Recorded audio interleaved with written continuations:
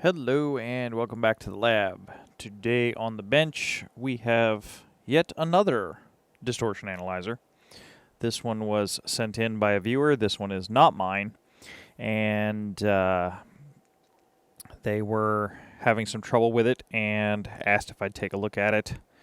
We emailed back a couple of times and everything worked out, so I said I would take a look at it, so that is why it's here. Couple of things to note about this particular AA501, just looking at it from the front. Looks like our last cal was in 98. At least that's somebody wrote that here on Sharpie up here. The other thing is, this one has the intermod function in it.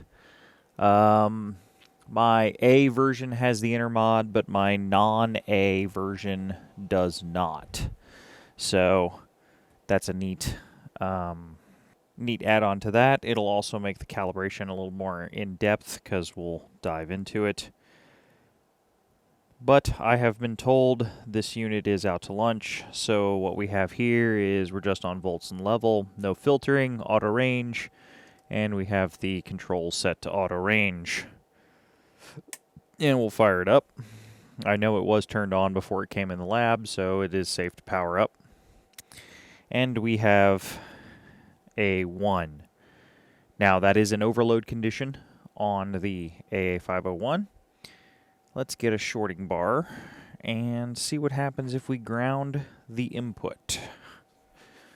Short that out. Nothing happens. Okay. So let's dial this back a little bit. And we get increased range, but we do not get increased range on 200 volts.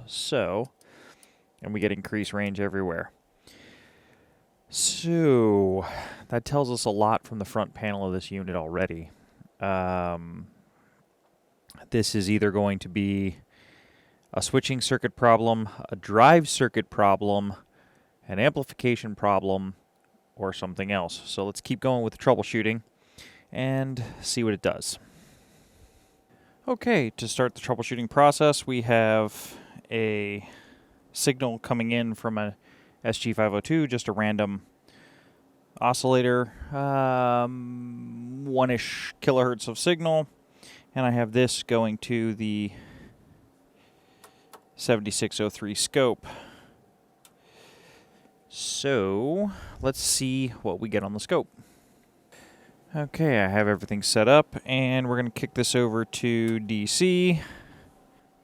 Well, we are slammed to a rail, so I should be seeing a sine wave on here because this should be a buffered output of the input monitor, but the input monitor is slammed over onto one of the rails. That explains the overload condition. Now the question is why. I know the power frame is good on this unit, so the first thing we're going to do is we're going to look at what are my supply rails doing in the 501. Okay, I turned everything off to flip the unit on its side, and my hand bumped into the side of the power frame. This area right here is extremely hot. It should not be this warm. So we have a power supply problem. I'm almost 100% sure. Let me get the test points out and let's take a look at the schematic. Something is dissipating quite a bit of heat in the power frame, and if I remember correctly, it uses the pass elements to regulate the plus minus 15 volt supplies. So I think one of my supplies is out to lunch. Let's find out. Well, as with everything, start with the basics. Here's our positive 15 volts. Nope. 10.3. I don't think so. Here's our negative 15 volts.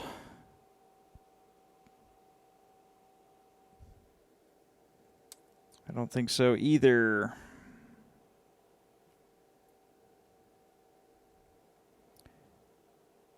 It's climbing slowly, but so we have a definite power supply issue with this unit. It's out to lunch. So, as with everything, power supply first, everything else second. Check with 5 volt rail real quick. I think the 5 volts is going to be okay. due to the display lighting up. So definitely with the negative plus and 15 volt rails out to lunch, it's all confused, but let's check -5. So checking U1523, which is the 5 volt regulator, we have 11 volts on the input, we have 5 volts on the output. So my main problem is the plus minus 15 volt rails at the moment. And until I get those fixed, nothing else is going to work right, but that definitely explains why this unit's out to lunch. So let's see what we can do about that. Okay, so we have discovered that this op amp is faulty. This is the error amplifier for both the positive and the negative rail. Putting this back in replacing that op amp brought the positive rail up to 15 volts. However, it instantly blows the negative rail. It turns out the negative rail is shorted to ground. So I am going to have to dig a little deeper, figure out where my short on the negative rail is, fix that, and then we might be in business. I also need to shake the lab apart a little bit because I have a plastic box of fuses in here somewhere. It has wandered away. It has an assortment of fuses in it, and at the moment the lab does not give it up. So I'll have to look for that. Okay, we've gotten the go-ahead to... I've discussed it with the owner of the unit, and we've gotten the go-ahead to effect a repair. That's the soldering iron starting up. So what I found is this, and I'll get the schematic out here in a little bit. This op amp right here is the main error amplifier for the plus and minus 15 volt supply. This op amp went bad, which caused a cascade failure, which caused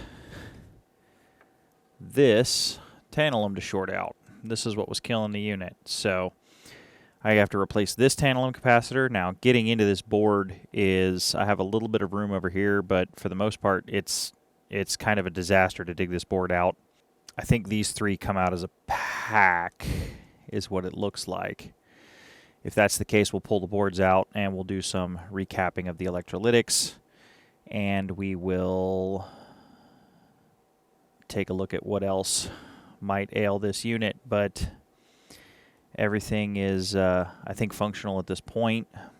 Desoldering that one leg of this capacitor brought the negative 15 volt rail back, and at least it was showing me logical data on the display. It wasn't out to lunch. So I'm going to take a bunch of pictures of the connectors, and then we'll get to pulling some of these boards out.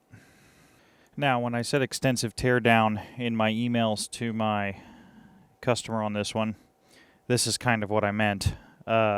This is the main board. We have the intermod board, the main power supply board and everything. This is the logic board. This is the board on my units that had the relay problems. Actually, this is a really good shot of said relays that have problems.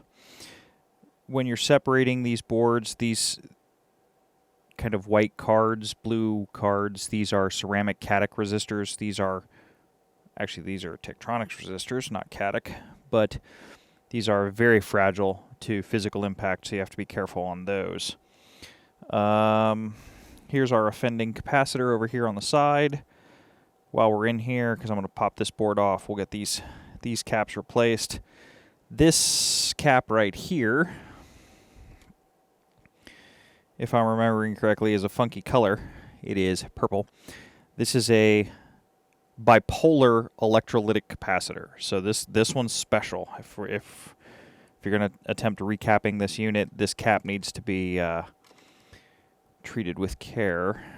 This gives me really good access to the switches, so we will service the switch contacts. These always have problems in Tech Gear, and these were very stiff in the beginning, so we'll get all those serviced up and ready to go. But we'll keep going on this, and I mean, you can see how many buttons came out of the unit when I took the boards out. So Lots of connections. I took lots of pictures to make sure this was all up and running. We're going to get this all swapped out, and then I will be back.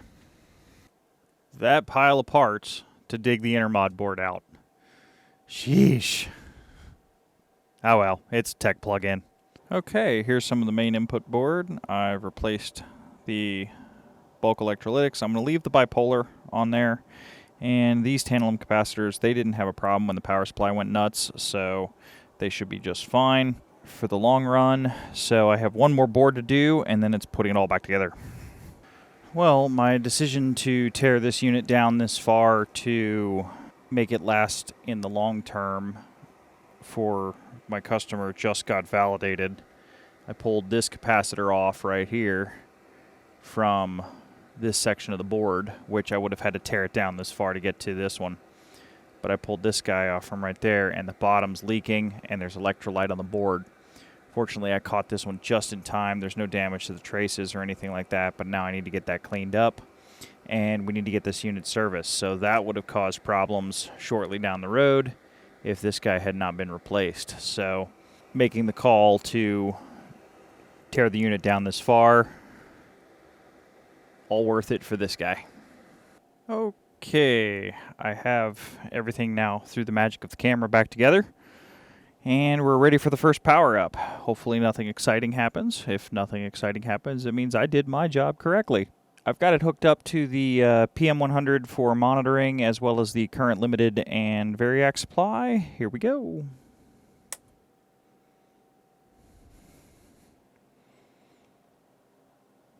Let's see, volts, level,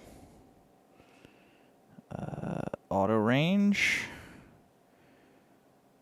Well, it's counting, so that's a good sign. And I heard the relays click, so the auto is working. Let's put some signal to it and see what happens. I have roughly 5 volts of sine wave at 1 kilohertz.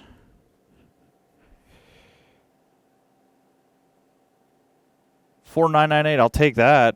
Let's see if that agrees with what my repaired and aligned AA501 reads. 492, so close.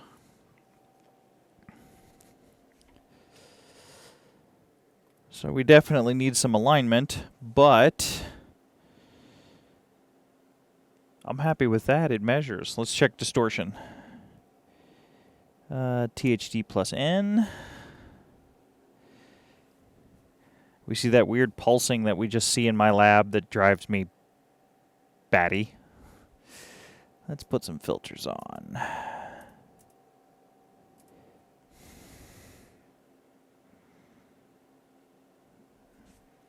Well, that's not going to work.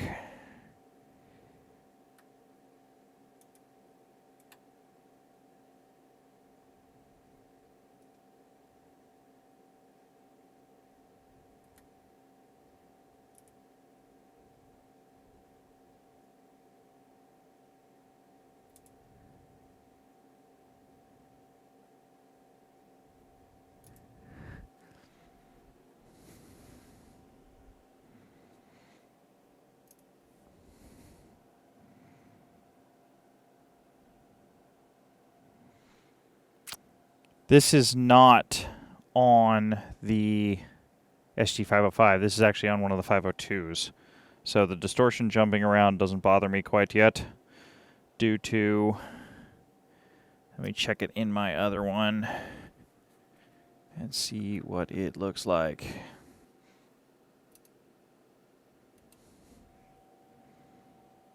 Nope, it's just having trouble with distortion because it's open frame. And it's also not on the same power supply. So it's going kind of crazy with some of the common mode stuff that's running around in the lab. So I'm happy with that. Let's go back to level.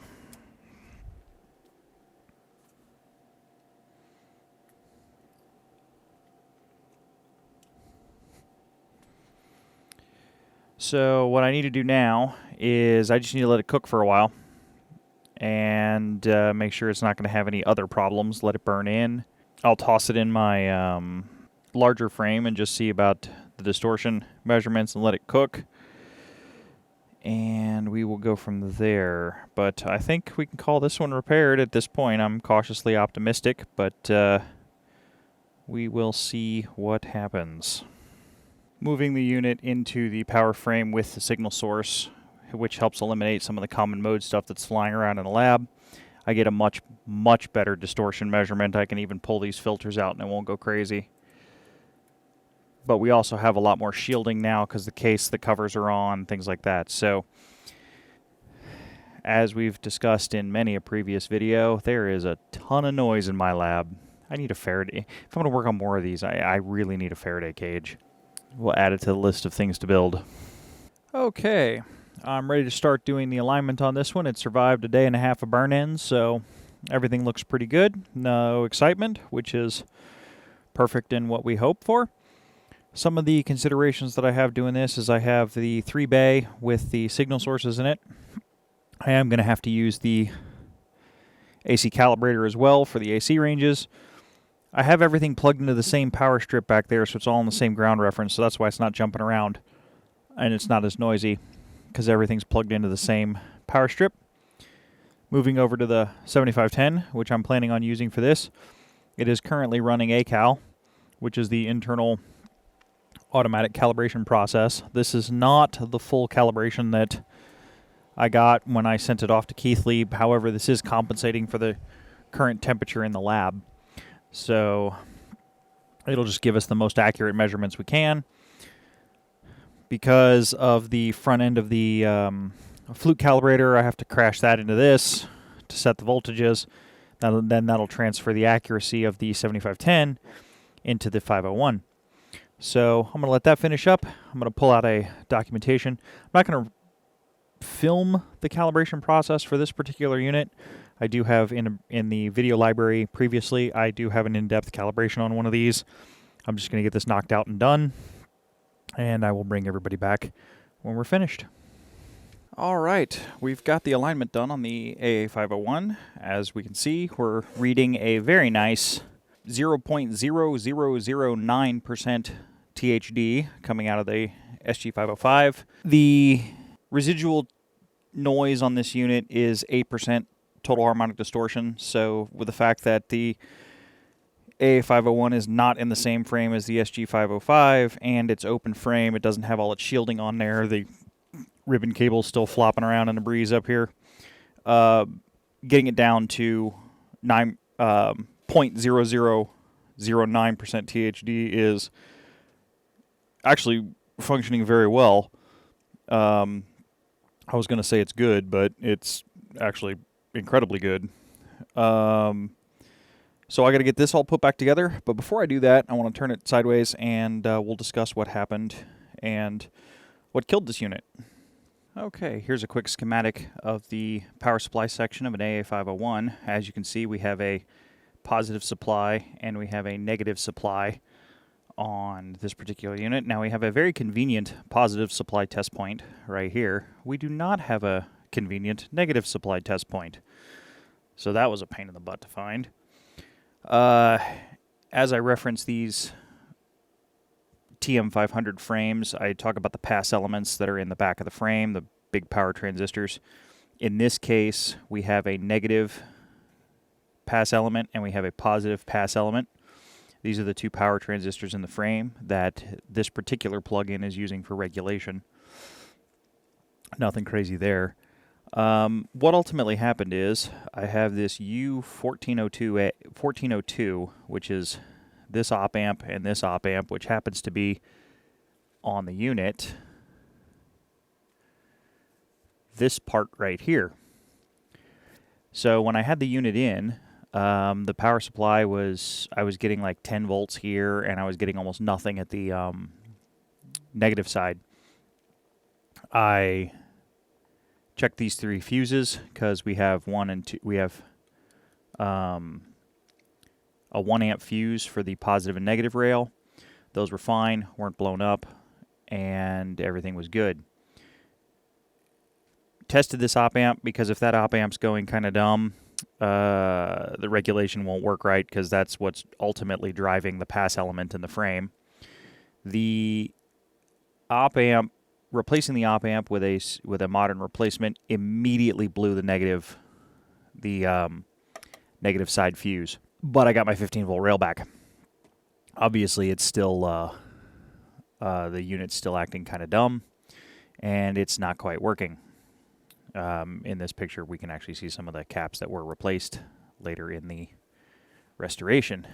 Well, digging around in the negative 15-volt rail, I found that there was a dead short to ground, and it was just toast.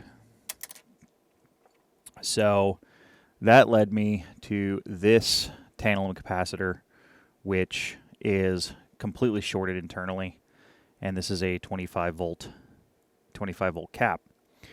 So what I suspect happened is the positive and negative 15-volt rail, the unregulated supply for these is plus minus 33 volts, which is coming from the frame. So the regulator turned off, the pass element shut down, passed 33 volts of current into, or 33 volts into a 25-volt cap, and shorted the cap. That took the rail out, which caused not a cascade failure at that point because it was very quick, but it also didn't blow the fuse. But because the op amp died, there wasn't a lot of current driving through the pass element, so that's what was keeping the fuse from blowing. So replacing the op amp immediately blew the fuse, which led me to the fault, and I ended up sacrificing 2 fuses to it just to make sure, because sometimes fuses will blow with age. So if a fuse pops, this is not always, but if everything's fine, the rails test fine, everything like that, sometimes the fuses just fatigue with age and they go. That was not the case in this unit. We also have the 5-volt regulator, so to get this thing to function correctly, we have a plus 15-volt rail, a minus 15-volt rail, and a 5-volt rail.